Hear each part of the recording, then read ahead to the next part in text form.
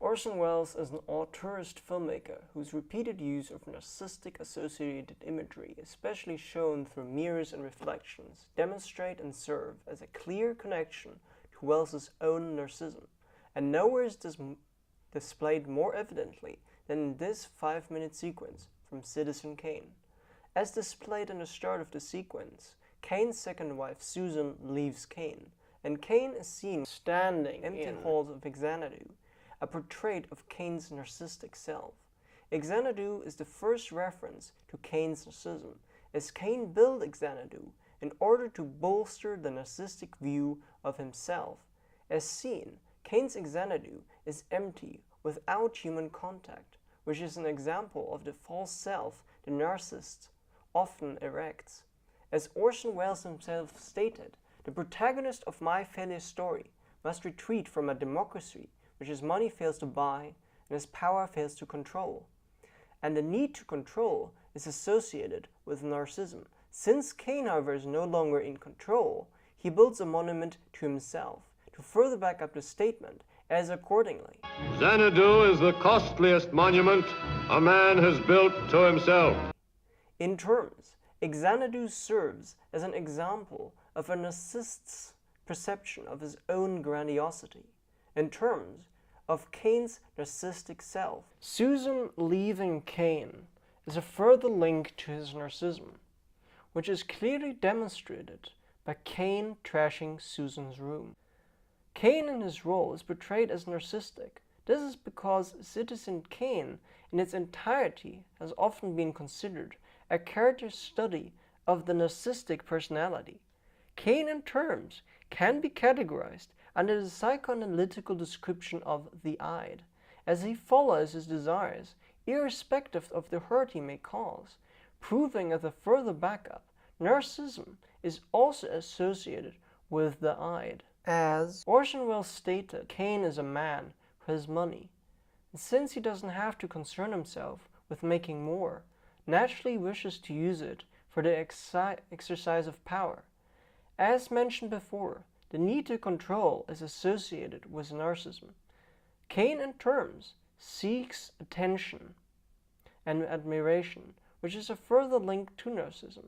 However, since Susan leaves Kane, she in terms denies Kane's desire for admiration or attention.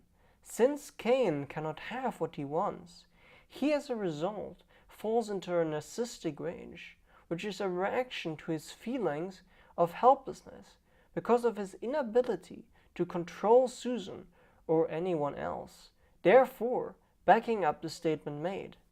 The final and most prominent link to narcissism in the sequence is Kane walking by a hall of mirrors.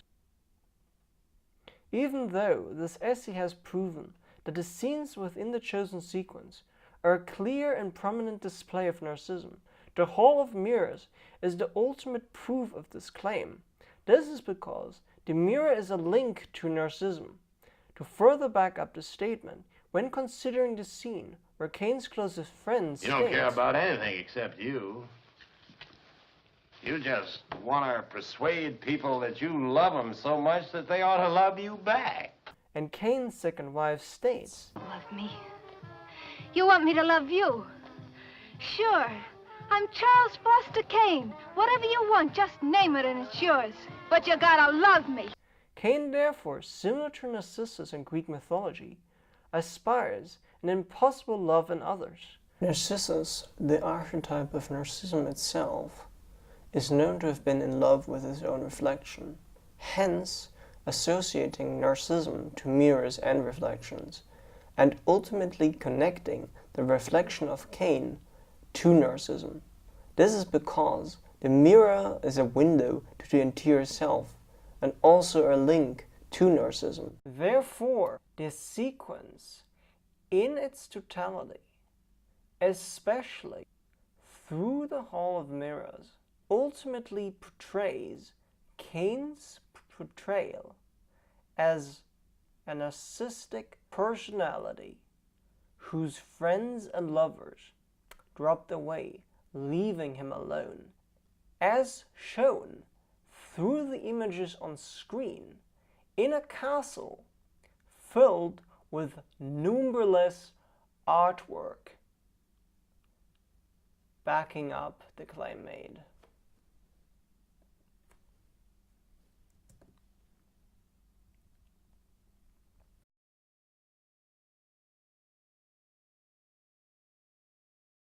The usage of mirrors and reflections is not only seen in the sequence chosen, but also in other films of Wells in totality, establishing a connection to Wells's own narcissism. Having established that reflection and mirrors in Wells's Kane link to narcissism, when considering his further work, a clear pattern of the usage of mirrors and reflections is shown. The Lady from Shanghai is a prominent example of this, as the mirror hole scene features the destruction of a narcissistic motive. This is because, in the mirror maze shootout, Elsa's reflection is fragmented. In Touch of Evil, Hank Quillen falls into the reflecting water, proving as a link to narcissism, as Narcissus also fell into the river, reflecting his own image. Finally, Don Quixote features a man convinced of his own grandiosity, which is, as mentioned before, associated to narcissism.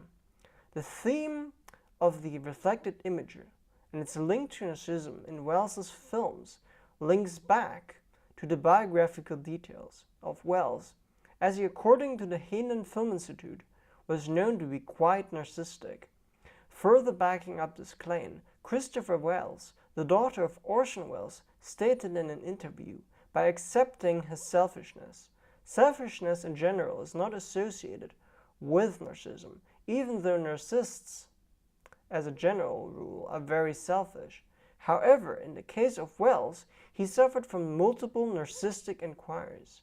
In terms, if Citizen Kane is a character study of a narcissistic persona, this persona is clearly displayed in the sequence chosen, and when considering that Wells's other films also feature the mirror or reflection, which are the most prominent association to narcissism, the sequence from Citizen Kane and the scenes of Wells's other films, according to the evidence stated, link back to Wells's own narcissism, ultimately backing up the claim made. In conclusion, Orson Welles' repeated use of narcissistic associated imagery, especially shown through mirrors and reflections, has demonstrated and served as a clear connection to Welles' own narcissism.